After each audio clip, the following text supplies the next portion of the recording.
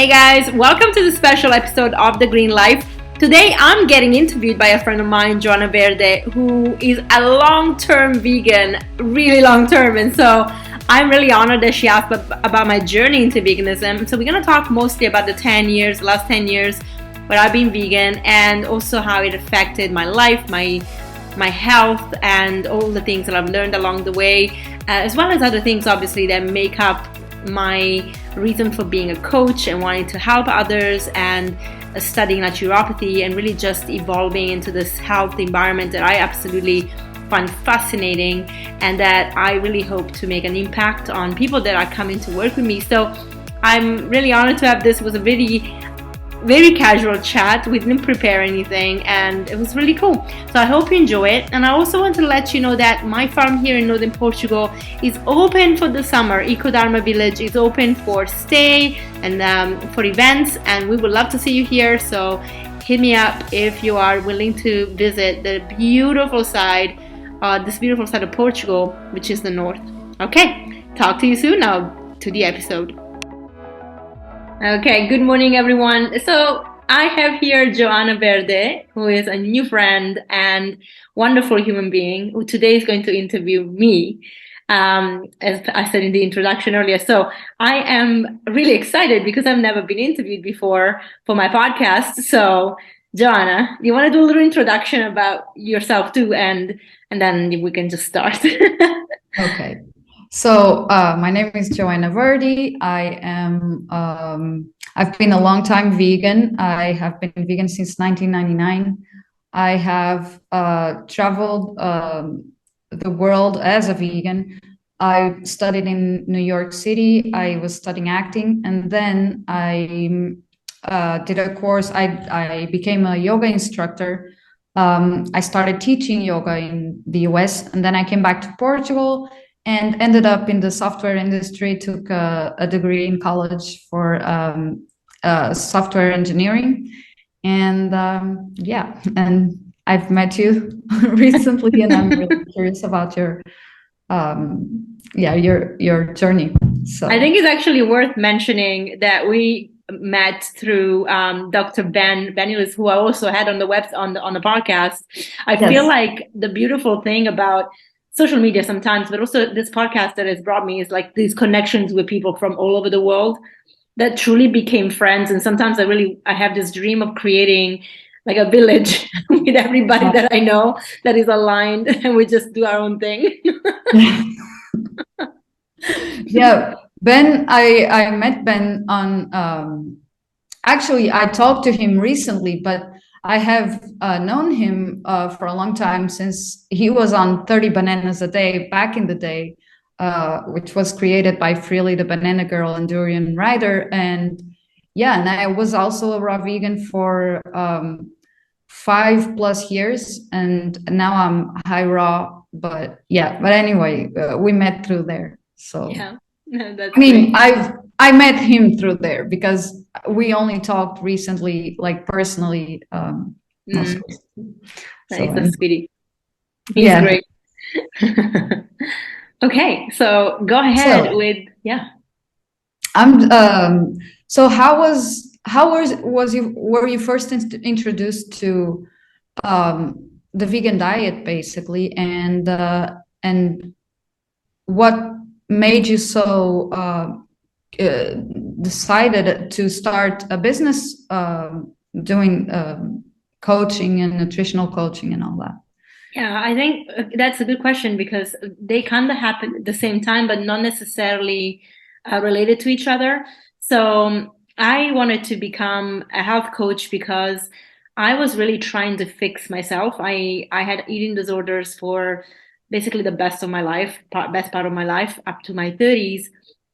And when I turned 30, I did a blood test, and I had high cholesterol, and also I had high sugar, high glucose.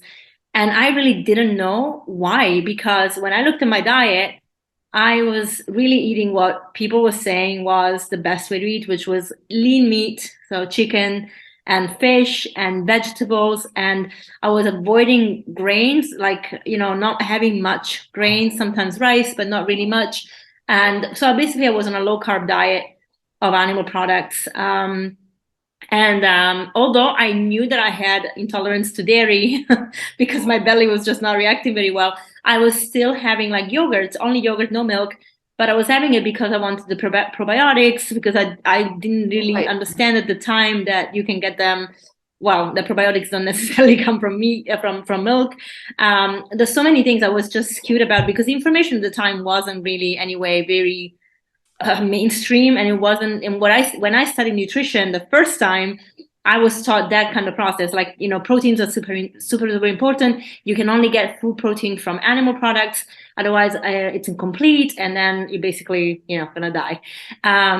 And depending on which lecture you have, if you have lecturers that are omnivores and they really believe in this low carb diet, that's what they're going to teach you, right? Yeah. So they're going to find all the studies that support their point of view. That's why it's really important to really look at things yourself. But anyway, so I got to 30, wasn't healthy. I'm like, okay, what am I doing here? Now, it's important to say that although I was having this very meticulous diet, I did have binging problems on weekends, or anytime like I was having an emotional response to something, I was coping with food. So I was just binging. Sometimes I was purging, sometimes I wasn't. So it was just very, very chaotic in my body. What year was this? Like, was it? This is now, oh my gosh, I'm 42. So that was 2010. Okay. Yeah, so 2010, this is, and I didn't straight go into a coaching, learning how to coach, but for a year I was just looking at different things. And so I was learning a little bit more about holistic living, which I always kind of knew because back in 2004, I was seeing a homeopath in South Africa. So I kind of knew about this. And then I was seeing a lot of healers in South Africa. But when I moved to London in 2007, I kind of I had to become very logical about stuff because I had to survive in a very tough city. I went into finance, like it was a very different environment. So I really put things to the back, but obviously that wasn't my nature. So things kind of came up again. Now in 2010, when I started not being super well, I was still in banking, and I was in banking until 2015. So I didn't move straight out of it, but I was studying my way out of it. So in 2012, So wait, you were living in South Africa and you moved to London. Yeah. And that's where you were dealing with all these symptoms. Yeah, I mean, I've been living with eating disorders forever, like in every country I lived in. Okay. So I can go into that a little bit later if you want to know the background. But basically, in 2012, I applied at IIN, so the Institute for Integrative Nutrition, and I started learning a lot about different doctors and integrative medicine, which I never heard, or different kind of things, including the importance of the microbiome. And I was like, oh, you don't have to have yogurt. And so I started learning all about this. And one of the lectures was Dr. Neil Barnard, and he was talking about diabetes. And he talked about diabetes in a way that I never heard anybody talk about, which was fat is the issue. And not just any fat, but all fats kind of contribute, but saturated fat is the worst. And I'm like, okay, I never heard this. And it kind of made sense when he explained it. And so I thought, okay, I don't have anything to lose. Now, this was obviously, I started the course in 2012, but it was already 2013 when I heard Dr. Barnard. So in September 2013, I decided to go plant-based. So in the institute, what kind of integrative medicine do they teach? Is it like you can go in any direction, or so they don't teach you necessarily about integrative medicine as you are doing it, but you get to see a lot of speakers who are integrative doctors, which is something I hadn't been exposed to before. Although lo and behold, I actually learned that my GP in London was an integrative doctor, but he couldn't really say he was because he was working for the NHS. But his way of doing things was definitely very integrative. But I got to know a lot of these doctors. And so, when I started, I applied, that was the end of 2012. So when I learned from Dr. Barnard, it was 2013, and I straight went into it. But that November, which was a good thing, that November, we had to go to New York to my husband now husband, but at the time was my boyfriend, his mom's house for Thanksgiving. And we had been the year before, and we loved it. I had a lot of fun. And she made this turkey, and I remember the turkey tasting amazing because it was smoked. So I thought, well, I'm not going to offend her. I know. I'm not going to offend her, and I'm going to eat the turkey, but I'm going to make a lot of salad so I can still have my greens and, but because I hadn't had any meat since September or any animal products, the moment I put that piece of turkey in my mouth, I don't know what happened. My brain was like, this is flesh.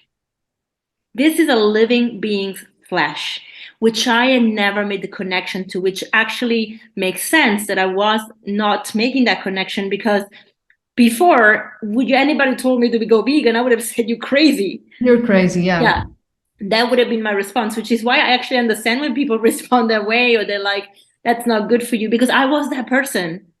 And oh my God, I'm getting all goosebumps. It's crazy. The moment, you remember that moment. I remember. I will remember it forever. I remember the sensation. I remember I didn't want to spit it out because I was at the table, but I truly wanted to throw up. It was just like, I'm eating a dead thing. It's dead. Like, it's flesh. And that was it. I never touched meat again from then. And so I might have had maybe goat cheese a couple of times. Thank God for that Thanksgiving. Yeah. You should really be thankful. I know. Yeah, that's why I only really am thankful for that. It's great. Yes. So it's yeah, I might have had goat cheese like twice, maybe between that, like December and May. But in May, actually, yeah, we were in India, and in India, I just knew that I was like, we're not meant to eat this stuff. Like, that's not, our body's not meant to eat this. And anyway, I practice yoga, and I'm talking about being kind, and I'm talking about not harming, and so the ahimsa. I'm talking about all these things, but then I was having pain and death on my plate.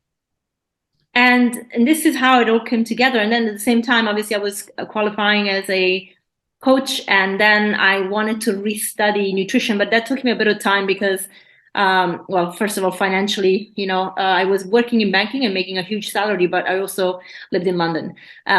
So very huge expenses as well. And we traveled a lot, and I guess that was the priority at the time, because we didn't have a dog like we got later. We didn't have anything that hold us back. We could just lock up and go, which was great. I loved that part of my life. But yeah, it was all that. And so when in 2014 actually, after India, I just knew that I also had to change. I had to leave my job in banking. And so in 2015, February, I resigned in January. I was cheeky. I first waited for my bonus, but I actually resigned after, the day after. I was like, oh, by the way, I'm leaving. So, and then in February, that was my last day at JP Morgan, and I just knew it was the right thing to do. And the funny thing is that because I'd been practicing yoga, moving from this very, comfortable place, very like knowing that my salary was coming in every month, to the unknown, yes, was still okay for me. I was like, you know what, a lot of stuff I don't actually need. Plus, before leaving JP Morgan, I already had started coaching some people. So I already had some clients. I was finishing my yoga teacher training right before I left JP Morgan. No, after I left JP Morgan. So I finished in April, I think, of 2015. So I knew I was going to go and teach, and I just knew it was going to be okay. And thankfully, I must say, I have to give credit to Kyle, because he still stayed in banking for a little bit longer. He wasn't ready to leave for a couple of years, but he was very supportive. So, I was still contributing, but he was covering the rent. So I didn't have to worry. And that made a huge difference. To be fair, I went to live with him because we were not living together straight away. So he was already paying the rent before. So that wasn't like a change to him that he was paying more for me. But of course, I wasn't contributing as much. Like, I wanted to share. But yeah, and he was supportive. It was supportive. Was he on board with the changes, or? Yeah, it was on board because the funny thing is that I've always loved cooking. I learned from my grandmother, and I just knew how to put flavors together. So the only thing I did is that I took out the animal products, but I substituted everything like chickpeas. We had we were eating sometimes some of the processed things like corn, Hmm. but nothing really bad, like super processed actually. In London, like we were on a whole food plant based with like sometimes a couple of things that were not Right. all foods, but um, it was so easy. And he still wasn't fully vegan, and he didn't become vegan up to 2017 because he found it really challenging at work to go out for dinners and lunches with his That's colleagues usually the case. Yeah. where he didn't have access to food, and he didn't just want to have a little salad. He's a big guy; he needs like proper Of food. course. So he was still having cheese and fish, but he did give up a lot of like things like the chicken, because actually funny enough he got sick from chicken in a restaurant, like a Lebanese restaurant next to his job, his office, a couple of times, and that was bad. The poor guy. And so I, when we look back, it's like, yeah, definitely your body was telling you something. But yeah, so it took him a little bit of time. And it's funny because at the beginning, when he didn't really want to be 100% vegan yet, I had bought some fish for him, and I said, okay, I'll make what you want. So I had made him the steamed cod with vegetables, and I was having this beautiful courgette salad. So, zucchini, courgette, zucchini salad Yeah. um, with like beautiful things in it. Like it was so colorful. And he looked at his plate and he looked at my plate. And And you're he's like, like, yeah, that was it. I was like, don't ever make I'll this for have me what she's again. having. I'm like, why am I having this? Like, because you want fish, I'm giving you fish. He's like, no, no. So that was funny. We always laugh about it. So that was, I think, where everything kind of shifted. And at home, we were fully plant-based. And then, as I said, when he went out for like business lunches and dinners, he had to be a little more compromising about it. But as soon as he left banking, he was full on plant-based. Nice. Yeah, it's really good when you have a partner that's just fully on board. Yeah. Plus, he seems to have been supportive all the way through, even though he wasn't fully doing it. So Yeah, I mean, to be fair, I think support is extremely important. Um, but I'm the kind of person that I don't really care what anybody says around me. I'm gonna do it anyway. yeah. So had he been against it, I'd be like, well, and you cook your Well, fish. that's probably one of the things he loves about you. Maybe. So I think he was, but probably because I was just so sure what I was doing was right that he was like, Right. okay, I'm gonna do it. But yeah, but I think for a lot of people, support is extremely important. Like I never had struggled with peer pressure, but like consciously, I would say. I think subconsciously we all do in one way or another, Mhm. some degree. But I feel like a lot of people do. Like I've seen it. A lot of my clients. Sometimes I had clients failing themselves because of family peer pressure. And that was Yeah, just but so the thing hard. is, some families are not supportive, but they're also not demeaning your efforts. Mm, But some other families are just actively working against you, yeah, trying to push you in the other direction. So it's very hard when you're trying, like, especially if you're very agreeable and you're trying to please everybody, yeah, and you're feeling like you have to be in this constant conflict, either please them or you please yourself, and a lot of people end up, pleasing and others. plus, seeing a family member change, especially if it's a big change, I think it's very difficult for people to, like, family members to be like, this is not you, this Mm. is, you're being brainwashed, this is not who you are, and come back to our side, so yeah, it must be, I have a lot of empathy for those people, because yeah, I went through it as well, and it's hard. It's really hard. You have to be very, very, not only, I don't even know if it's about being strong-minded, but I do think that it's important to be very informed, and Yeah, I yeah, agree. Education is definitely a good tool to have because it's the difference between somebody telling you that you are just following somebody that is telling you how to behave and eat, how to eat and what to do, and versus you having had the time to actually assimilate the Of information course. and integrate them, and then be like, actually, I really believe this is, true, and this is how I can prove it to you. You're never going to make everybody happy, but I think having the tools to deal with them is very important, which is, as you said, if you have a very agreeable personality, which I don't, not in a bad way, but like, I'm like, it's tough if you don't No, but like that's good. Like it's it. being hyper agreeable is not necessarily, I mean, it is an advantage in some situations, but in this case, it's not. Yeah, yeah. And I Even mean, I don't Dr. look for Lyle talks conflict. about, sorry, go ahead. No, sorry. I was saying I don't go out there looking for conflict, but as you said, like I think there are times and places to be agreeable for the peace, and also because maybe our reactions are not, or they haven't been thought through, and there is maybe some thinking to do about it. So it's like, okay, I'm open to like listen to this and actually think about it before I'm gonna say no.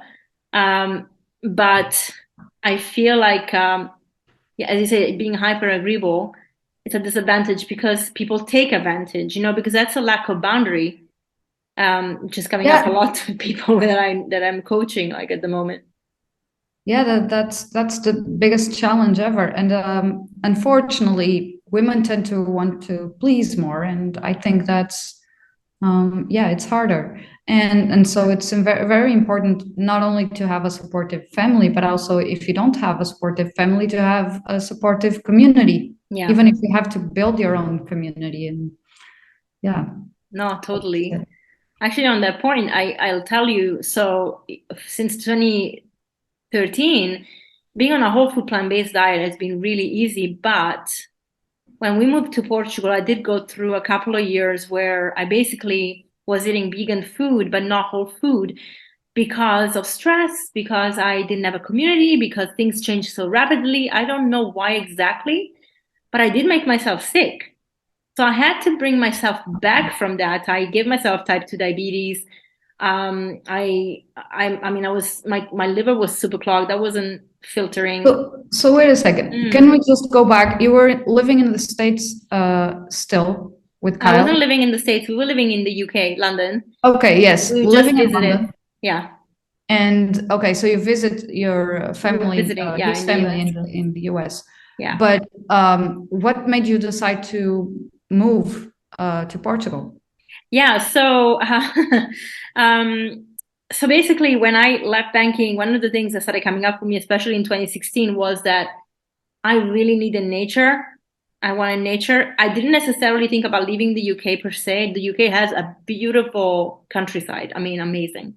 So I never thought about we're gonna go. But likewise, I was also like, it would be nice to be in a place with there's most sun, which is actually ironic because where we are in Portugal is not that It's not the way. sunny side. We went to the wrong side of Portugal. And then we wanted to actually also grow our food, which is actually the driver why we're up here and not in the south. Um, and basically, we had I kind of really felt like this call to go to nature and get out of the city. I don't know why, but it was really coming up a lot for me. And Kyle didn't want to hear it. That was still 2016. He was still in banking. He had to go through his own journey, like his own personal struggle. So it was really hard because he was just very fearful. Okay, but yeah, you want to move to the countryside, but how are we going to work? How are we going to make money? Right. What's going to happen? And I think for him, it was really overwhelming to think about all these things because, men get very, very often overwhelmed when they have to deal with multitasking, especially if they have to step out of their comfort zone. And especially when there's somebody that in our relationship, he was the one that was making more money. Because now by then I was making money, but I wasn't making as much as he was making. Like supporting the two of us was harder. So he was like, yeah, well, no. And so we actually got to a point in 2016 where we thought maybe we would not be together because we just had very different views of the world. Then something personal happened in December and we kind of came to that point. It's like, okay, we either stay together. December 2016? Yes, that's 2016. so like we either stay together and we work on this, or it's over and we go our separate ways. Like there was no middle way anymore. Thanks. And and that was actually a good thing that happened, because he decided that he really was not going in the right direction, and that he was being called to something bigger, spiritually, and that he just knew that he wasn't following the right instructions, right? And 2017 went really fast, because in 2017, early 2017, he left his job. He came with me on a retreat that I hosted in Italy, and he loved it. And that for him was, yeah, we definitely need to be in nature. We got married in June. We then we came here. Then we started talking to a lot of people. We knew a lot of Portuguese in London, and they all talked beautifully about Portugal. And the funny thing is that it wasn't like the Algarves, because everybody goes to the Algarves. It was more like, the north, and more like different places. Because also, like, if you want to grow your own vegetables, your own food, you need to look at the Douro Valley, you need to look at the north. And we were like, okay, so in November 2017, we came here for the first time. And I guess it was really meant to be, because nature decided to pull a fast one on us. It was 30 degrees, super warm, super sunny. And I'm like, wow, this is amazing. You're meant to be here. Bye, London. Yeah, and nobody told us this is not normal. So we like, this is amazing. So we came back every month to look for a place, basically. And a couple of times the places we found fell through, which is actually a good thing. But then I kept on coming, and in March 2018, I found a place, and I just knew this was it in a way. I mean, to be fair, I love the place that we have. It's a bit big for us too, but I love the place that we have. I just didn't know the area enough. I would have gone a little bit more isolated than we are. Nothing against the neighbors. It's just that, I think I'm now realizing, but I've been realizing that it's really hard to deal with people that, easily kill animals, and it's a bit too much when you see it. Got it. Yeah. So I struggle. And then, of course, the traffic and how people don't care about how they drive, and it's a bit too much. It's not even like a populated area, but in summer it's intense. So I just knew this place was really what we were thinking. And Portugal made sense, because it was only like 2 hours from flight to London, same time zone. So we're like, you know what, it's easy, let's do it. And this is why Portugal happened, really. Wonderful. And are you still, both of you are out of the like Banking? Financial industry? Yeah. No, I am. My husband is still in bank, not banking anymore, but he's in asset management, so wealth management. So he works for a company that is based in Luxembourg. And in a way, again, everything can seem happening, and it's like, it was tragic, the pandemic, but the pandemic has shifted a lot of things and made them convenient for people that actually say, we can work from anywhere in the world. And remotely, remote work changed, and it's become so much easier. So he's really benefiting from it, and he only has to travel when he has meetings, and so it's easy because he can be here. We see each other all the time, which is nice, because when we lived in London, we lived together, but really, unless we made time to spend time together, it was a struggle. We're all busy all the time, and so this has been really nice. And between calls, he can be in the garden working on something, or just playing with Scooby and the other dogs. And so it's nice that we have that. It's been a blessing. What a journey. Yeah. So, but it's cool. I mean, I would definitely live in a very tropical place now, but versus here. But actually, we had very good weather lately, so that makes a difference. I think for me, the challenge is definitely the winters. Yeah. It gets really cold in there. The cold doesn't bother me. It's the wetness, it's the rain, and the humidity, that my body actually physically gets into pain.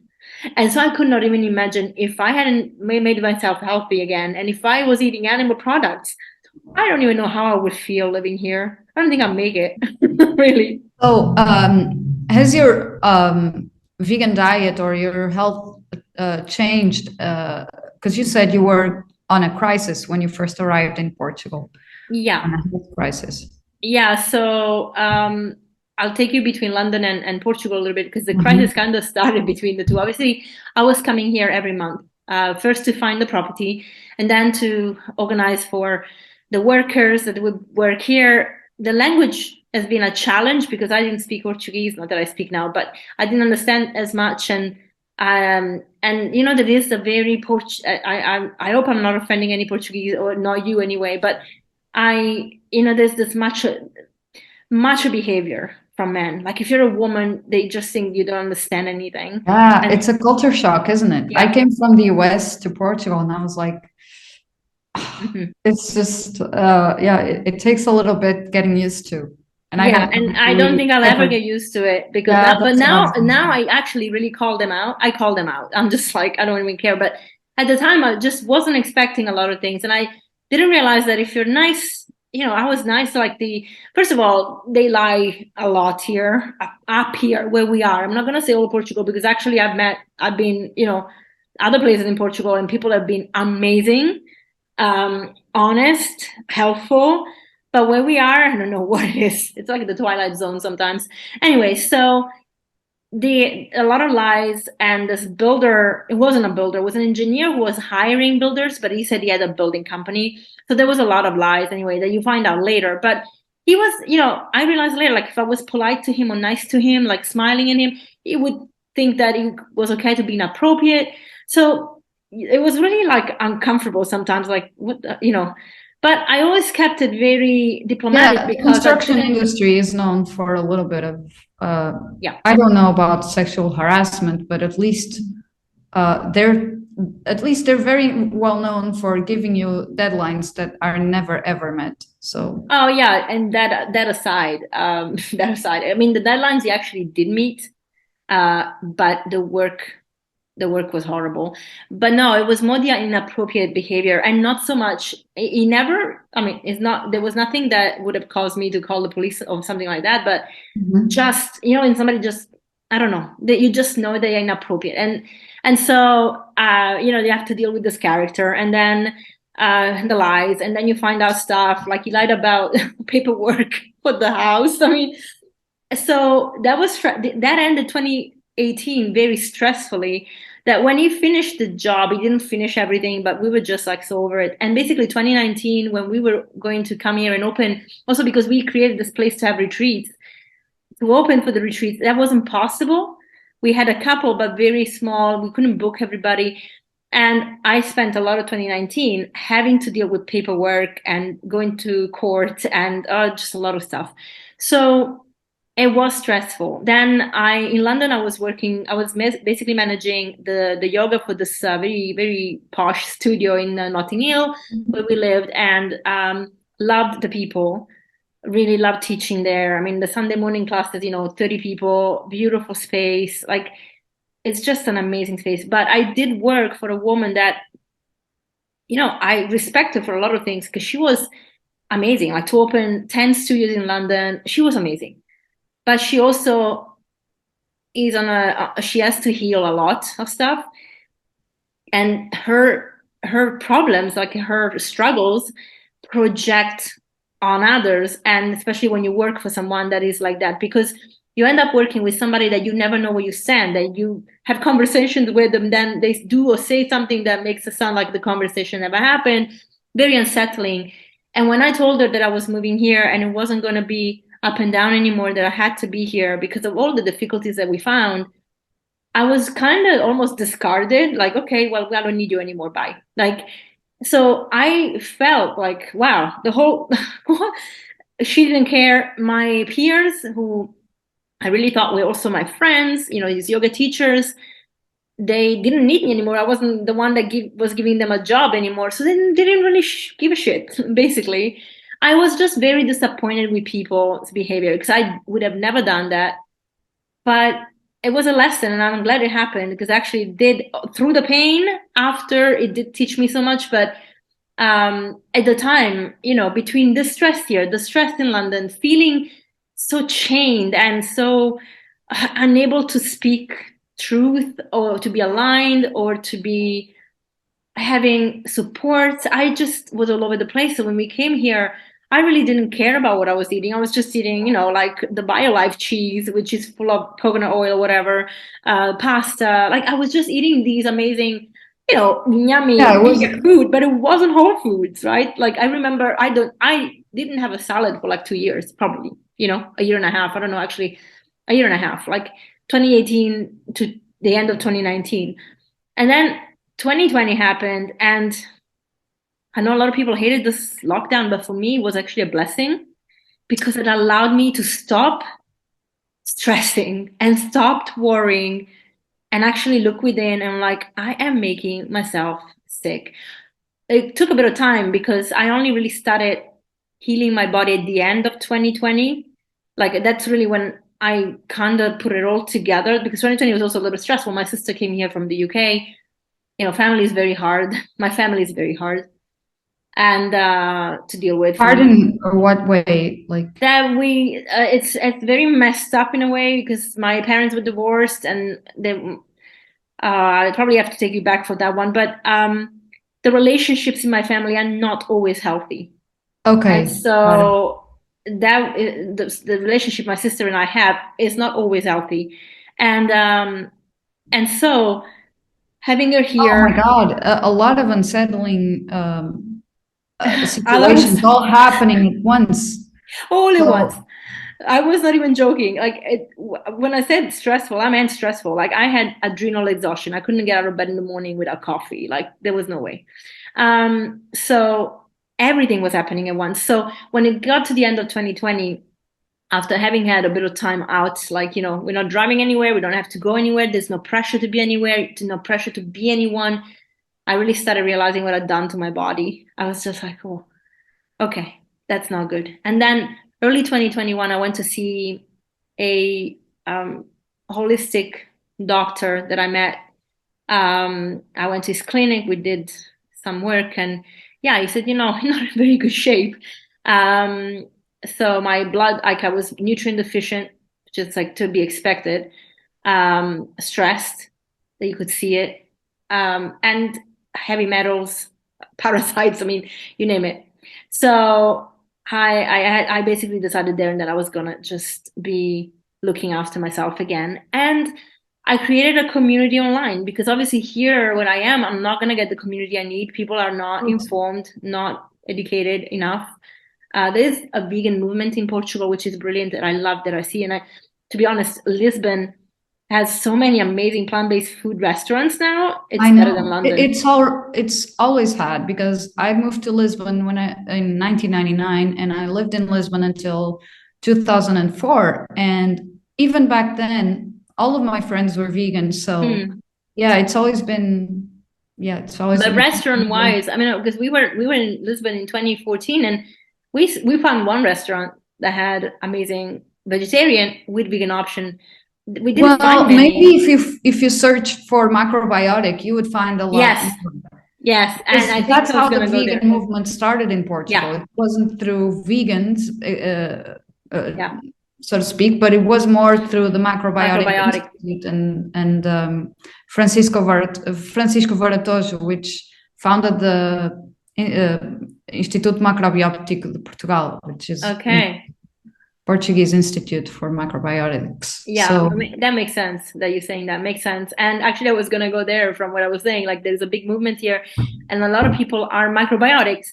Now, microbiotics has got its place. I appreciate it, and I think it's a great entryway. I don't Mhm. necessarily think it is conducive to the best vitality. It's everything is too overcooked. Everything is very overcooked and heavy in soy, and it's like okay, and very sugars actually. That's true, but I gotta give credit to them, because I was actually working volunteering at the Macrobiotic Institute Hmm. back then, and that's where I learned most of my. Anyway, I'll tell you that another day. But they wanted to bring freshness to the Mm. macrobiotic diet, because I'd have to go into all the philosophy of microbiotics and how it's based in yin and yang. But basically, Francisco analyzed modern environment and how a society lives nowadays, and realized that we do need a lot more. The diet, the original microbiotic diet, was made for a situation back in Japan where people were living in rural areas and had different needs. And nowadays we live in cities and life is much more stressful, and so he created a diet that brings a lot more freshness to it.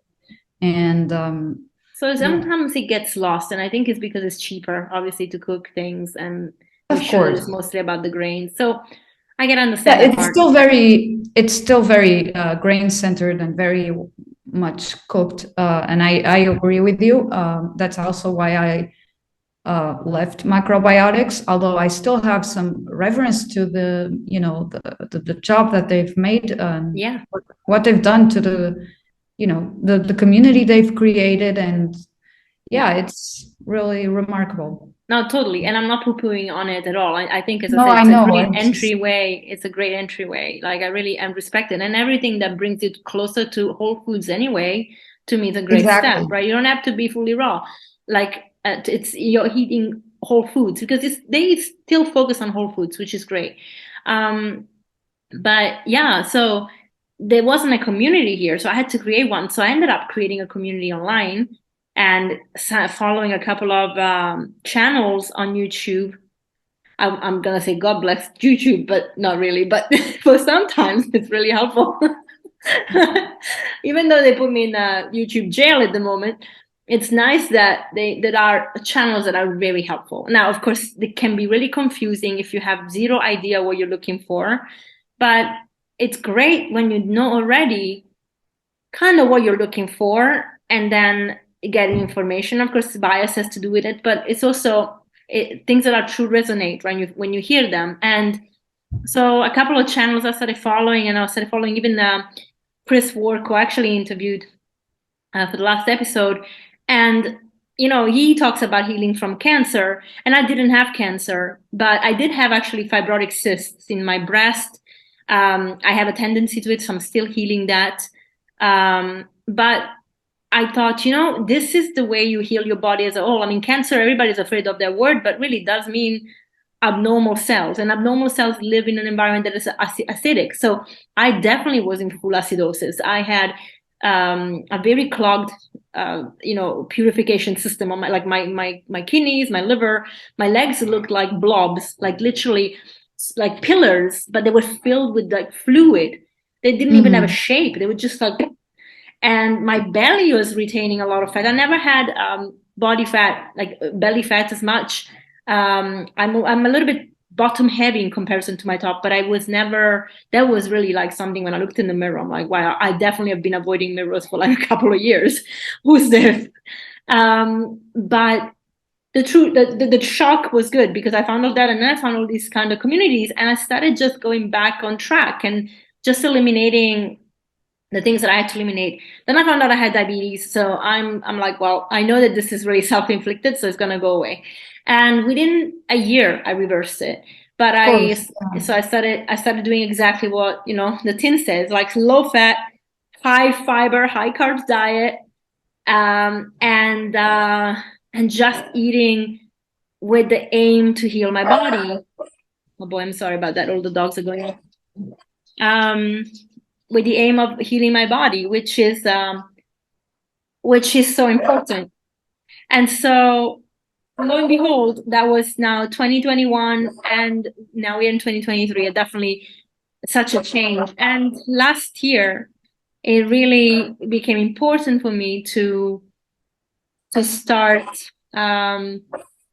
this podcast, because I just thought, I want to connect to people. I want to be able to speak to amazing people that are doing great things in the world and that can teach. And maybe this podcast can become that for people. So I didn't have the intention to make money out of it or make it become like anything. It's not for fame. It's just because it's part of my healing journey. Yes. And it's part of my healing journey. Like when I speak to people that remind me what they are, what their journey was and how they got there.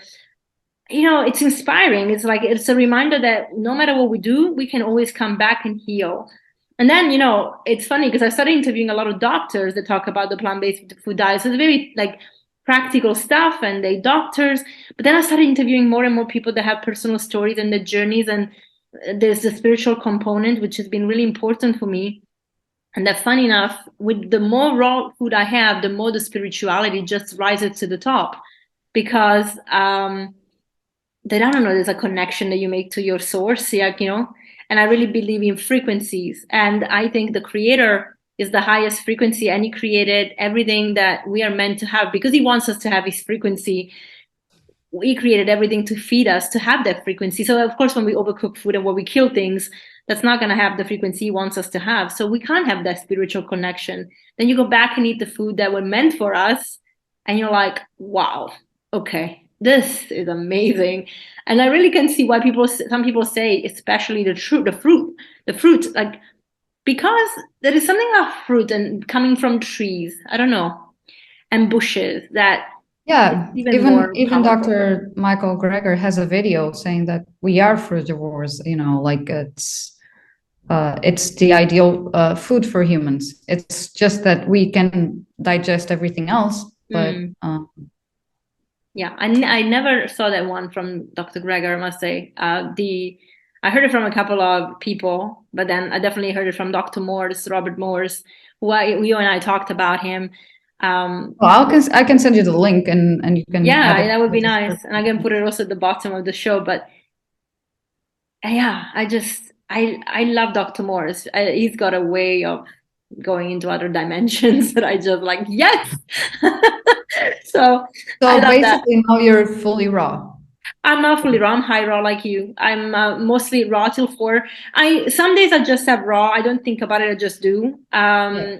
But sometimes if I feel like having a sweet potato, or I feel like, I sometimes feel like having tofu. I'm like, I feel like having tofu. I'm gonna have it. I try not to deprive myself, and this is because I realize that even on a raw diet, because of my history with eating disorders, I can go back there, and I don't want to because once Yeah. I go into that restriction mode, I go into full on control, and then the moment I step out of that control, whole hell breaks loose. Like I just become paranoid about the food, and then my body, and I'm putting on weight, and it's too stressful.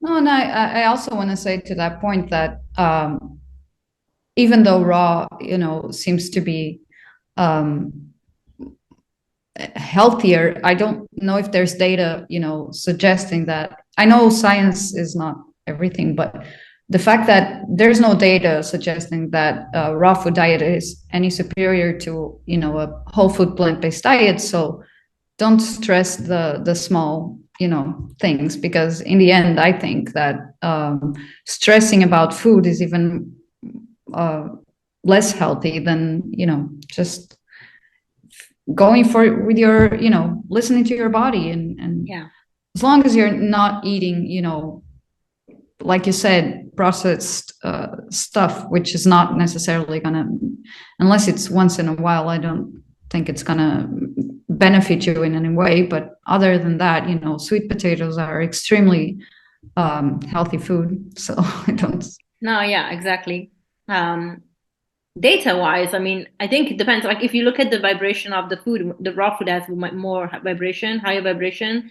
So you can see the, in brackets, aura of the food. Um, and there are pictures of that, which is nice. Nice scans that show you the aura of this food. So definitely raw has more of that. But I also think we have to understand where people come from because I mean, most people have a very poor enzymatic action in their body because of the cooked food they had forever, processed food they had forever. So they cannot break down the raw food. So they need to start with cooked food, otherwise it's digestive hell. And so you need to work yourself up to it. Now, when it Yeah, comes to especially fruit, because the microbiome is not adapted to, exactly, a lot of fiber and a lot of yeah, the water-based food, foods, right? yeah, So it's gonna cause trouble in the yeah, beginning. But I think yeah, it depends on the person. Some yeah, people just go, cold turkey, and they suffer for a while, and then they, adjust. adjust. Yeah, But but most people don't like that, and so they will, if they have these problems, they will blame the diet instead of saying actually it's my and go back microbiome. to Yeah. the Yeah, so yeah. which is why this carnivore thing is even taken off, because people just give up on the fact that they have to adjust their microbiome to having more Yeah, but fun. I And they're like, wonder, oh. like, doesn't the microbiome also have to adapt to a fully carnivore diet? I mean, that's So gonna be yeah, that's a so. good question. That's a good question. So the answer to that I think is the simplest answer, and maybe not be complete, but I think it will target what you're saying, what people are normally generally thinking about when they ask this question. The variety of microbiome, the variety of microbiota, so the bugs, basically the bacteria in our gut, um, that will probably they will definitely adjust to the meat that you're having, but because you're not going to have the variety of microbiome that you would have with plants, because the food for the microbiome is the fiber. And the thing is, the people that have dysbiosis and that have a very poor microbiome, they don't have fiber much. And so the microbiome doesn't, the bacteria doesn't work at breaking down the fiber, so they don't get the gas as much and they don't get the bloating as much initially. Okay, so Oh, sure, but initially, come on, they must have constipation. If there's no fibers, there's no. yeah, I mean, they eat some fiber, not much. But the thing is that the body wants to eliminate. So I think at the beginning, what happens is that the body tries to adjust and eliminate. That doesn't necessarily mean that that diet is good for them. And this is the major problem with this diet, the carnivore diet, that short term it might alleviate issues that are Oh, of causing course, constipation and are causing bloating and gassing, whatever. And so people feel better, and they feel like they of doing course. better their Just immune. like, Yeah. well, like they say, any diet works. Yeah, if you're Short going away term. from junk, right? Right. Exactly. So, but then long term, that diet doesn't have any data. However, I can Exactly. actually predict the data will be shocking when it comes out, because that's just not a human diet, It's If it just not ever a, comes out, because if it came out, I don't know, there's a lot of industry. of course. Yeah. So, Yeah, of course, everybody. But you have to know how to read studies, right? If they are sponsored by someone that has interest, then you right. probably should question. The thing is, people don't know how to read studies most of the time. And they don't bother because, they heard it on TV or they heard Paul Saladino talk about it Well, or it's whatever. also very confusing because unless you have the chops to keep going and reading the studies, it not everybody has that patience, or Yeah. the way the studies are presented is also not as appealing and as compelling as short YouTube videos or some person on the internet telling you that this is the way, and Yeah. I've seen the results. My people have seen the results. So how can you, you have to balance it out, and the way the information is presented, it makes a huge difference, especially if you don't know how to interpret Studies. a scientific study. So Yeah, no, totally. And and that's that's the trouble. I feel like it can be helpful to have these channels that are presenting things short and nice and straight to the point. But then a lot of people can use it to their advantage, which is a lot of the carnivore movement's doing when they talk about cholesterol, when they talk about other things. So that's the unfortunately, trouble. I do think that a lot of them believe in what they're talking about. So they're not doing it, as I don't think they're doing it to bring people's health down. And I think they actually believe in what they're talking about. Maybe. I honestly don't even know. I mean, these days I never want to give a judgment. And we're not talking about the normal people that are following, because Okay. I have read the messages of some of them. They truly are desperate and they do want to feel better. And when they start this, they like, I feel better. And we're just talking about why. So I don't even judge them. I'm like, yeah, I can understand why you're there. I am pointing, I guess, the arrow at the celebrity, Instagram celebrity or social celebrity people that are making a lot of money out of this movement, Yeah. I'm talking about them because I'm like, you hold a responsibility. I don't know if you believe in what you're saying. Maybe you do, but at the same time, the cherry picking of some studies to suit your agenda instead of looking at the whole picture. And you know what they do sometimes? They go like, oh, this the vegetable oils in this is bad for you. The vegetable oils you're talking about I'm not a fan of vegetables. Perfect, like, honestly. Now, what does the science say? The science actually doesn't say they are inflammatory, fairly fun enough. The studies don't say that. I personally don't think they're good for us because they're processed. And because do we need them? No, we don't need them. Exactly. So why would you have them? But when these guys talk about it, they're pointing at these processed foods full of that stuff. You know what? No matter what diet you're on, that processed food full of that stuff, yeah, it's bad for you. But it's not just the seed oil. It's the high fructose corn syrup is some E number that people don't know what it stands for. Like, it's a whole lot of stuff. And so yeah, it's the cherry oil picking. is the minor offender. Like there's sometimes, yes. hydrogenated fats. There's Yeah, that's worse. And margarine. Like margarine's vegan. Yeah, it's a heart attack in a box. Yeah, that's what it is. And it's vegan. You're right. And this is why it's really important to point out that a vegan diet doesn't necessarily stand for a healthy diet. But when these celebrity social media people talk about carnivore versus these vegan diets, they always point at the bad vegan diets. And so that's not fair because that's not what we stand for. Unfortunately, I do think that the term vegan it's a little bit, maybe we should use more the term whole plant food based diet, because it's clearer. Yeah, it's much clearer because I guess for me, the lifestyle though of the vegan lifestyle and the food, they go together, and the thing is that veganism stemmed out of the lifestyle, not harming animals, and not necessarily you don't really care about necessarily what you're putting in your plate, other than not being animal products, and then caring for animal welfare. So not buying leather, not buying fur.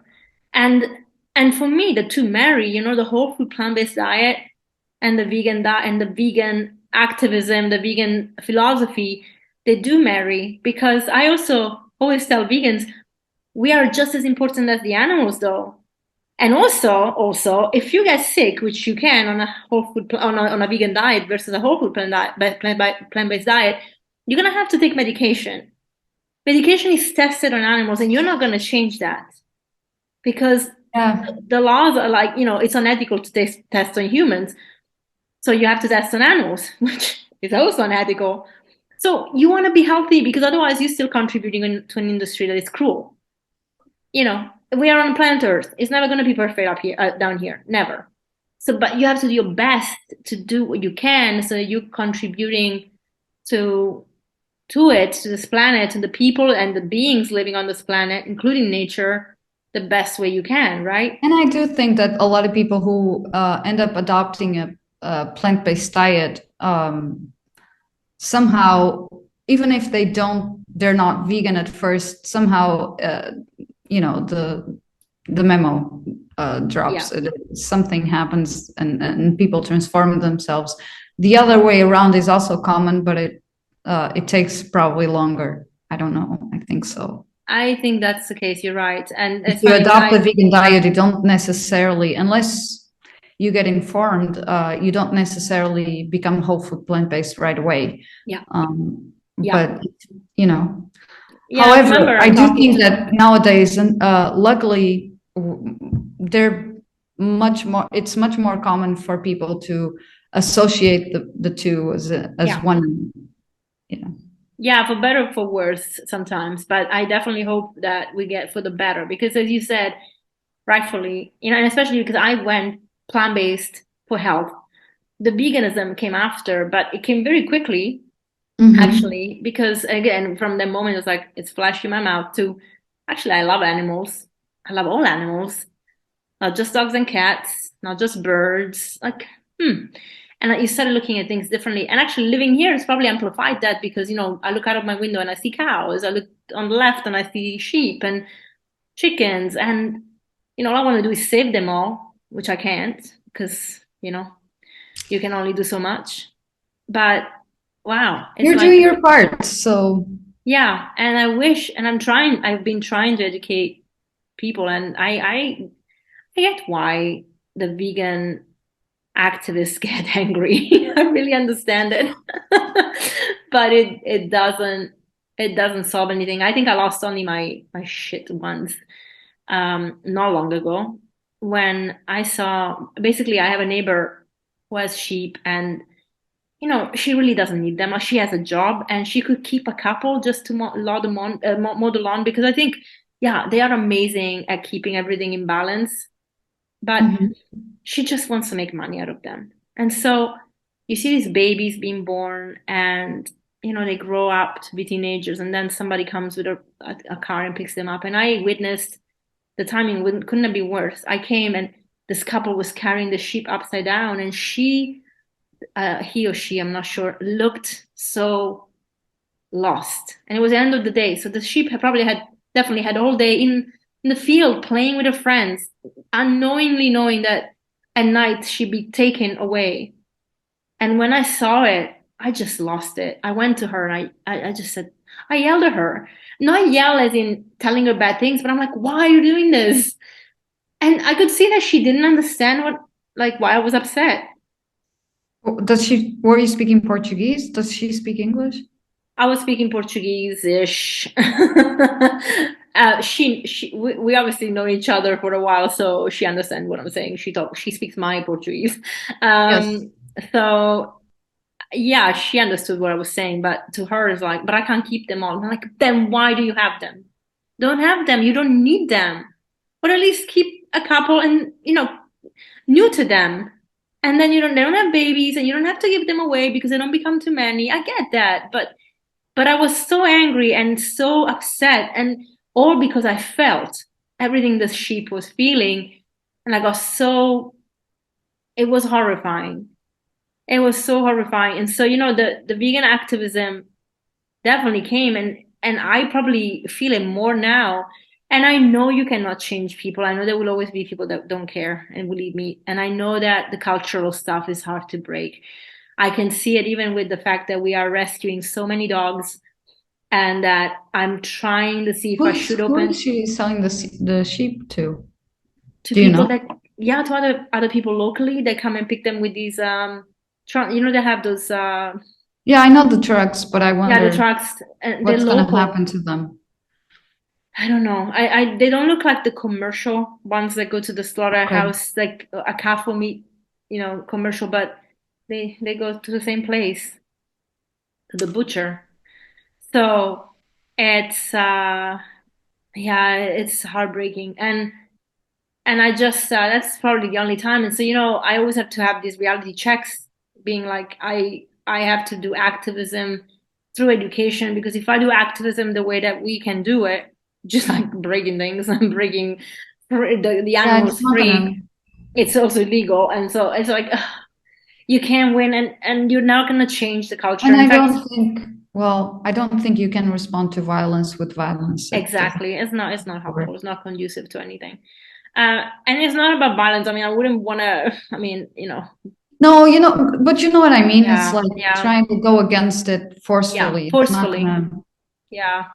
So that's the hardest part, I feel like. But and you're right. I think a lot of us that go into it from plant-based would probably go more vegan easier than the other way around, because a lot of the vegans I spoke to, because they're doing something amazing for the animals, they're not necessarily interested in the health. And if they're younger, that's even more the Correct. case, right? Because they're like, I'm young, I'm fine. I have all this energy, but I can eat chips and a veggie burger and a veggie pizza, and hey, I'm all good. Yeah, you're now all good. Later, we'll talk. Yeah, but Um, at least they're doing, it's a step in the right direction, yeah, and they have a lifetime ahead of them. And like you yeah, said, you people recover from incredible everything. stuff. So yeah. Yeah, yeah, exactly. So yeah, so this is the whole basically journey up here, um, and how we came to Portugal, and how the soul develops here, and how being here really has like taken me through so many lifetimes. I feel like I lived 50 lives already. If we've been only Mhm. here for 4 years now, it will in May, it will be 4 years. Yeah, yeah. I mean, okay, everybody probably feels like 2 years have been stripped out of their life. Yes, So of it's course. like, what? It's only been 2 years. It's been four. But yeah, but in a way, it also feels like I've been through 50 cycles, because so much has happened, and coming back, not only food wise, but also, practicing yoga again for myself and doing meditation again, which I lost the practice of, and breathing properly and not stressing and forgiving. So many things that had to be done. Um, and it's all still a work in process. Progress is never, I don't think, is ever done fully. Um, but I definitely can look back in 2021 to now, big difference. Wow, it's amazing how much you've changed your life. Not only you've changed countries, you've changed diet, you've changed jobs, you've changed everything, Yeah. and your daily life as well. Every what you do day to day basis. So, Yeah. what do you like? What is a day in your life like right Now. now? Hmm. So I was in a very good habit of getting up at 6 o'clock in the morning, but when they change the time and everything gets darker, it's a bit harder. So as it gets lighter, it'll be easier. But I like to get up really early because I do like that stillness, because I've noticed that even if I get up at 7, the dogs are like excited, and if I get up earlier, they're still in that nice energy of sleep, and so Yeah. I can get to do my meditation. I can get to do my practice. I started with every morning with a big tall glass of water with lemon, and then I organize the food for all the dogs so that I can feed them as soon as they are fully awake. Um, then I have to take care of things here. To be honest, like I have to. There's a lot of cleaning to do being on a farm, and so organizing things. And we have a lot of dogs because that's the thing. Like we How came many here dogs do you on have? 7 right now, 7, Wow. and 3 cats. One we just found, and we're looking for a home for her. Daisy, she's a puppy. She's 4 or 5 months old, very young. She's adorable, but she needs so much attention because she's a mix of Podengo and Terrier, and Mm-hmm. she is super smart. Well, like a terrier, really smart. But she has the Podengo, love me, love me, love me, kiss me, Yeah. kiss me. So dogs like her, I had an experience with one before that my sister actually took. They they're okay in groups, as in like they like playing, but they are really attention seekers, and so their brain fires or backfires, I should say, when they don't get that full attention. So I really need to find a family that can love her, because she will give love and she will be the most amazing dog, and she will be calmer if she gets the full attention. She's super smart. Like I already managed to, teach her how to sit and not. She doesn't do anything inside the house. She's amazing. So looking after them, we are rescuing dogs all the time. So there's a lot of stuff that I have to do in the morning because obviously we Take don't care want to of them. mess. Yeah, and also I'm allergic to like dust, and so I had to really I have to take care of everything. And then it's just about prepping for the day. So I do some work, and then breakfast, which normally is a mono meal. So I have like a million bananas, um, Mm-hmm. and tea, and then I just work, and then studying still. So I have to find the time for that. And interviews for the podcast. So it really depends on the day. And then I normally just really eat twice. Maybe I have a snack in between, like a smoothie, but I really have 2 meals. Like, so the mono meal of fruit in the morning, and then I'll have a massive salad Salad in the night. later. And I aim to have those things by 4 or 5 o'clock, because I then don't eat late and I can have my intermittent fasting. So Yes. that's kind of the routine. I mean, the food, honestly, the food is not even like the focus anymore, which is nice. Like I just do a million things, but I do have to prepare for my husband because it's not fully raw, because, or high raw, because it takes him like a million years to chew a salad. Like it just takes forever. He literally has to put time aside to eat if I put a salad in front of him. I'm really quick. Like I mean, not quick is not necessarily a good thing, but Yes, I no, can, I know what you mean, but but I don't take like 10 hours to eat a salad. He does. And I'm like, okay, well, you're gonna have raw food. No, you're not gonna have raw food. I get it.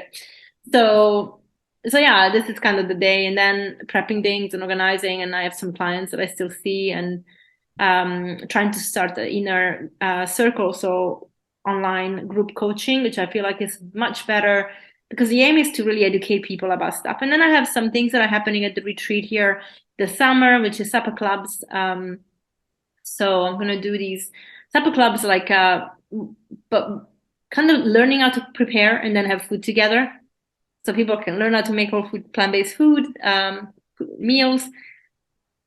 And then I have retreats, very short, like weekend retreats that are aimed at the Portuguese, because I think a lot of that's the other thing that really, I guess I never thought about before coming here. You know, Portugal also has always had this kind of reputation of being cheap in brackets in comparison to other countries, which we know now is not the case anymore. But I never realized that, yeah, the country was affordable and they were, you know, doing all these incentivizing people to come and invest here and live here. But the Portuguese really don't earn anything in comparison. Very, very difficult. Yeah. So hard. And so, you know, even if I want to do, so if I want to do things here, I really need to think about how can I serve people that want to learn, people that want to do something different, people that want to escape for the weekend, but can actually afford it without, and knowing that I cannot charge the prices that you can, you know, normally charge. I have a retreat that is luxury that is coming in May, but that's not here. It's at my friend's hotel. And it's mostly targeted at foreigners because, you know, realistically, the Portuguese cannot afford it. But it's also, but the ones here, it's really all about down to earth, you know, staying in domes. So it's camping, but with luxury, a little bit of luxury, being able to be outdoors, doing some activities, whole food, plant-based diet, of course, and try to like offer people the opportunity to learn a little bit more about the lifestyle and the food and love it. Or even if they are vegan and they don't find a lot of places that are that way inclined to if you want, I can help you with some of that because I have some experience when I was working with the volunteering at the Macrobiotic Institute. We organized summer like retreats in the Algarve, and we did a lot of the activities and so and nice. Also with my background in, you know, like raw food, I love to, you know, help spread the word. Sure. Well, we'll definitely chat offline about this then. Yes. So yeah, so this is what I'm really trying to do for the summer, and you know, and every day is really all about doing the things like task oriented, for things that have to be done, but it's also trying to find the time to be more inspired and, you know, trying to create something. There are a lot of projects that I really want to do, but they're still in the back burner, like, you know, publishing another book and trying to do some more courses online because that serves me well, because we live so far from everything that online really does work for me. It's a blessing. Yes. Yeah. You have a lot on your plate right now. I think I've always life. It's like, huh? I've always had. I feel like I've always had, and sometimes I'm like, I need to have less and less and less. But it's really hard when, you know, there's so much to do, you know, especially when it comes to the animals, to the dogs and the cats. It's a big problem here. You probably know, but in the city you see it much less. In the countryside, because they get rescued and also they take them away. But I know what you mean. No, here is nuts, and so because people are not educated. And the thing that frustrates me the most is that I've been to the GNR and I proposed working together as a volunteer, and I prepared this document to try basically to put in all the freguesias and all the parishes and allow people to understand when you have a dog or a cat, the first important steps you have to take care of, which is making sure they're neutered so they don't have more offsprings because nobody can look after them. Chipping, because then we can find you if they get lost and it doesn't become another abandoned animal or lost animal that then ends up either with a family like us, who I'm overwhelmed now with too many, or that lands up in the kennel. And, you know, after a while they have to put them down because they don't have space. That's, you know, that's not right. And the GNR never got back to me. This is after I spoke to the captain of them here. But I also learned, you know, I interviewed somebody, actually, there's an episode before this that has come out, that I interviewed one of the Vigilantes de Natureza, so the rangers. I thought the rangers were a not-for-profit. Actually, they are a government agency. And they told me that the only reason that GNR has an environment sector, really, it's not because they really know what to do. because that would have been, they should have stayed with the vigilantes. It's it's politics and finances, right? But quite honestly, they don't care. And I don't know if it's through the whole country. I'm gonna speak only from my experience here in our Yeah, post, right? they're basically a department of the police that was, assigned that the environmental. I don't know a lot about this stuff, but this is what I know. And assigned different parts of um, the community. But nowadays, their function is very much like the police. It's so. Unfortunately, I don't think they're the institution you should go to unless. Well, but the thing is that, and this is the thing, I need to really navigate who we're gonna talk to because um There's ultimately, Sociedade Protetora dos Animais, the society that protects the animals. So are they also government or they're not for profit? I think they're not for profit. I can't, don't quote me on that, but Yeah. they are the ones who usually do something when you make a complaint. So I'll So have to talk. Yeah, I mean, it's more about the complaint is really the system is not working. How can we make the system work better? It's really that. And I don't know if they can do something because this would require going to talk to the municipality. Where I am, the municipality doesn't care. They don't even care about cleaning the trash on the Ecovia, which is the beautiful route they created alongside the river, right? And there's plastic everywhere, paper everywhere. People are just awful. Like they don't, I don't know if people are raised in a barn. I don't know what's going on. yeah, like unfortunately, I do think that things might change in the future, but this is the outcome of a lot of yeah, corruption and not, the fact that people get into power, they don't necessarily want to make anything better. They just want to be in power, so. Yeah. Yeah, this is why it would be really good to create an alternative system. And this to me is the only solution. This to me is the only way, like actually getting people together and do this constructive educational activism where we go and educate the different freguesias about what to do, where we go and talk to people and say, hey, we're gonna check if your dog is chipped. If it's not, we can make an appointment with the municipality, vet, because they do have it. It's just that they don't promote it because obviously they don't want to pay, right? So they're like, Yeah, it's here. I mean, you don't know about it. Fucking nobody knows about it because you don't talk about it, but it should be promoted because you want people to make sure that their dogs and cats are neutered so that they don't have a million dogs and cats. So um, all these things are important. And I feel like we need to have this alternative system because ultimately the truth is only even people that are complaining about it or they feel sorry, if they don't do anything, they're not really supporting, they're not really solving the problem. Like you're complaining, but you're complaining to people that are already doing something like me. I cannot take a million more of dogs and course you cats. can. Yeah. And so I wish I could, I really wish I could, I would. But I don't, I can't. And although I'm trying to look if maybe I'll organize I'll open an association, or maybe because my dream is to open a sanctuary, but I found out there's so many I was rules going and to ask you regulations. about that because Yeah. So that is the project in one of the projects, but at the beginning I just made it very simplistic in my head because I didn't know what the rules and regulations are, and apparently it's really not as straightforward because that's the one time that the GNR will show up at your house and see if you actually have everything in order, right? Like, do you have enough kennels? So I'm thinking that I need to join a sanctuary, support them, and try to work together. So I'm looking to see what's available that is open to new beings coming in so that we can raise the funds to support and so on and so forth. They already have the infrastructure. They already had all the checks because also infrastructure is very expensive to build. It's not just the fencing. There is a lot more to do. So yeah, it's been a learning curve because I really was like last year I started a GoFundMe campaign, but the money we raised that was just over €1,000. It really was like enough for food, just to cover for food for 6 dogs and then now 7. It's that expensive.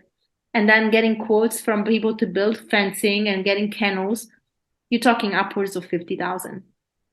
So Right. it's not Plus, cheap. with all the medical care that they need. And the vets, and I have a lot of good relationships with a few vets, and one of them is in Braga, and he's amazing. He always helps financially. He always gives me discounts, but of course he can work for free. You know, he has a clinic, like, so I get it, and it's really hard to find vets that would even do discounts.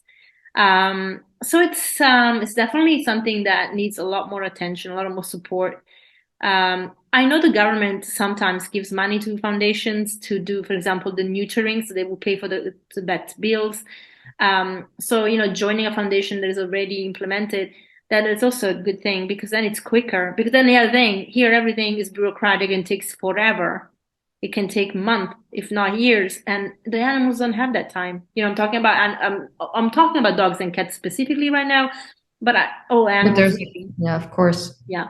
So there is definitely all this work to do. So this is that's my driver. You know, everything I do, quite honestly, a little bit of money that I make, it goes towards the dogs right now, like everything, because I just don't feel that it's not right that we as humans have taken wolves and manipulated them genetically to make them domesticated and different breeds, and to have dogs companions, and then now we abandon them and we're like, Yeah. tough. Hey, they wouldn't even be here if we didn't do it, if we didn't domesticate them. Some breeds wouldn't even Fortunately, exist. if you come to the city, you don't see a lot of stray dogs. You see a No. lot of stray cats, but not a Yeah. lot of.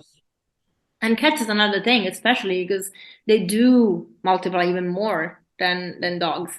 And they need to be spaded because they get sick very quickly. They're very They delicate do. animals They get sicker than than dogs do. dogs. Yeah. It's very sad. It's Yeah. very, very And then sad. they just left. And those also, they have more diseases that I think are transmittable to humans, you know? So you have to just be aware of these things and be mindful that we have a responsibility to look after our environment, everything that is in our environment, you know? And I'm also saying looking after other humans. But us together, if we are on top of this food chain we always talk about, then hey, we have to look after everything. We look after nothing. We're like the biggest destroyers most of the time. It's really sad. Yeah. So that's really what it's been. What a journey. Yeah, Yeah. and you're a force of nature. I admire your journey. No, seriously, it's incredible the journey you've taken from the financial industry to this lifestyle that you now lead, and sharing all that with all uh, the community around you, and yeah, incredible. No, What a thanks. journey. Thank you. Yeah, you know, Okay. I always tell people, and I think this stems from having had a lot of traumas as a child, um, that I think you can very easily dissociate from those traumas and not connect to them at all for a very long time. And then, you know, they manifest, like for me, they manifested in eating disorders, self-hate, my behavior being shocking in my early adulthood, carelessness, could be reckless. I mean, I definitely have hurt other people with my behavior, you know, selfish. There are so many things that come. And then at some point in your life, for me the trigger must have been the health, but it's you come face to face with the image of yourself that you really don't like. And it's not the physical stuff. Like the physical stuff is there, but it's because you really look at yourself and you think, I'm a piece of work. Like I really need so much help and I need to really put it together and I need to take responsibility because that's not okay. Like I'm not okay.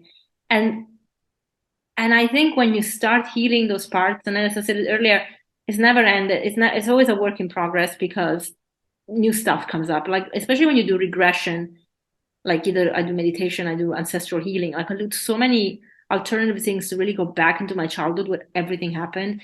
I even went into ancestral, like in the traumas of my mother, my grandmother. I actually have there's an episode about that. As we are recording will come next week, but when this is out, it would have been out already. That is all about healing not being linear, growth and healing not being linear, and it's never linear. But when you look at these things and you face yourself, you have to accept that trauma and then you have to work through it. And it's not always the easiest thing. But I think for me, I had two options. Either I become like my mother, who is stuck in victimhood. And I know she has moments where she really understands that she understands where it comes from. And I think she understands that she's not doing everything right. But I think if you are stuck in victimhood, you never take the steps to really make those changes. That's the hardest work. Changing is the hardest thing you can ever do because your ego is holding on tight, even to You have to take responsibility first. Yeah, you have to take responsibility and be like, I'm ready to change. And the ego is gonna fight back, because like I don't care that that's the most fucked up like side of you. This is all I know. I'm not letting go of this, but you're not happy. You're stuck in such a low vibration. You're stuck in blaming everybody. You're stuck in making the same choices all the time. And then wondering why your life is not working out the way you want it. Or if you settle and then you know that you're not fulfilled. I just couldn't live that way. I just think, again, if spirit is talking to you, if you're connecting to the higher source, you just can't live a life that is mediocre, you just can't. It doesn't flow. And so for me, that's really what it was like. Okay, I had a shitty Life is childhood. so short. The Yeah, time you have here is so so short. short. Yeah. In the end, what's going to matter is not the things that you didn't do, but is not the things that you tried and failed. It's the things that you didn't try. Or the And so, things you did consistently wrong because you were in a shitty place. yeah, They because you have, never tried to make a change and try yeah, a different way, or like if you're not happy, feelings are, like it's an evolutionary mechanism to let you know that you're not going in a direction that is beneficial safe. to you. Yeah, So I agree. So one of the things that I think that was the choice. I can either just dwell in self-pity and behave the way I want and what I, selfishly because I was hurt as a child, or I had trauma as a child, or it's my parents' fault, or you take responsibility. But I think, at the core of things, I actually do care about people. Like I do care about others, and I had to learn how to put boundaries that I care and I want to help. But just like I have to take responsibility, others have to take responsibility because ultimately I'm only here to guide and to educate. You have to take the steps because I have to take the steps. Like everybody has to take the steps. So that was my choice. And so when it all came together, and as you're healing, you're like, I don't want to, I'm not even doing it for me anymore. I'm doing it for the animals. I'm doing it for other people. I really would love, I really envision the right people coming together, whether it's physically at some point in a real village or anyway online or whatever it manifests as, can be different hubs. But I think people that really work on those things are coming together because I know there's big movement of these, the hippie crowd. I don't want to say hippie because it always sounds like I'm criticizing, and I'm not, because nothing wrong with yeah, that. I know what you mean. But like the new age, oh cool, everything is great. That is that movement. But that movement, I've noticed that there's a lot of unsolved issues in, because you cannot let go of trauma by letting it go without facing it. You have to face it. Sure, you can do some psychedelics and you can travel and meet your higher self and talk about it. I don't know, whatever experience people can have, but it needs to be raw. Like you need to feel everything to process it, because you need to integrate that trauma that you're letting go of and be like, I'm talking to my child self and be like, my inner child, and I know how you feel, because how you feeling has literally dictated everything I did in my adult life. But I got you. You can let go because now I have you, and we are going to make better choices because you protected. You don't have to have your tantrums anymore. You don't have to be kicking a fuss about everything. You don't have to protect yourself about everything. That child is going to be resistant because that's her coping mechanism. In my case, her coping mechanism. But eventually, you have to be the adult who takes responsibility and makes better choices. Sometimes you make a mistake, you go back and you fix it, which you maybe couldn't do before, right? Like those are the things that I've seen, the patterns I've seen. And then I'm like, great. And so now I can do good work for others because that's what it's all about. And really, every day becomes better. Not perfect. Sometimes I still react and it's not great. And then I have to go back and think about it. But yeah, it's great. A lot of projects, and I understand what you mean about the difference between what you want to create and the quote unquote hippie communities that you've seen in the past. But I also think that there is now a big distinction between, like, even within the hippie communities, there's people who went in one direction and there's people going in another. So yeah, there's like, that's a very big, a very large movement that has. And to be honest, I think a lot of the people that I'm thinking about coming together probably stem from that, because there are people that really they're like doing the avoidance happiness. And then the people are like, I'm going to just face the shadow and deal with it. And then I'm going to grow from it and I'm going to become better, which means, wait, we're never going to be holier than thou by doing the things that we do. We're never perfect, never, ever, ever. But as I said, I can teach something and then I'm going to learn something.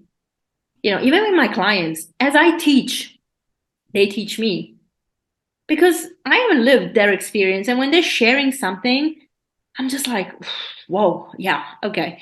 You handled that really well. Or if you haven't handled it well, I can see why you didn't handle it well. Let's work on handling it together.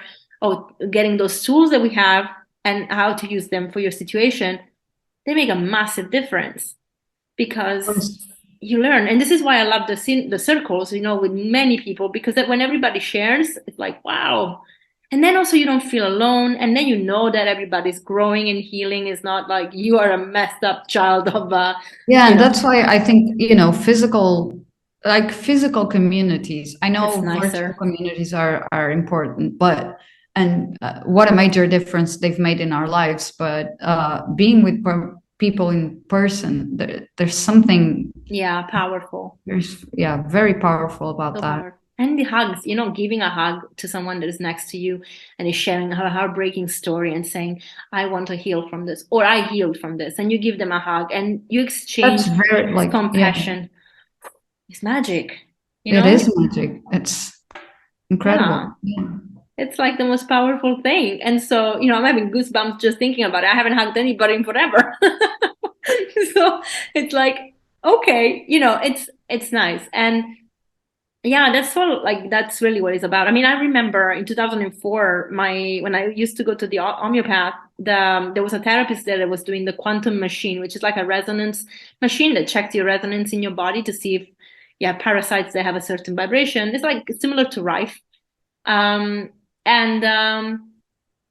she used to say to me, people really need touch. People they're not touching anymore. This is 2004. Can you imagine? It's like 20 years ago. Yeah. She was saying people are not pre-COVID. Imagine post-COVID. Yeah. And when I look back and I think about what she was saying, she was so right. People were becoming more and more detached, slowly. But I don't think she envisaged what it would become, especially as we get more attached to our technology, or not even attached, but probably dependent on it. That dependence is shifting our connection to other human beings. So people are not touching anymore. And that's really being terrible for our health overall. A hug is powerful. A kiss on the cheek or forehead or whatever. Yeah, unless you're being touched by someone you don't want. Yeah, I mean, not inappropriately. I'm just saying, like in a group of friends in the safe space.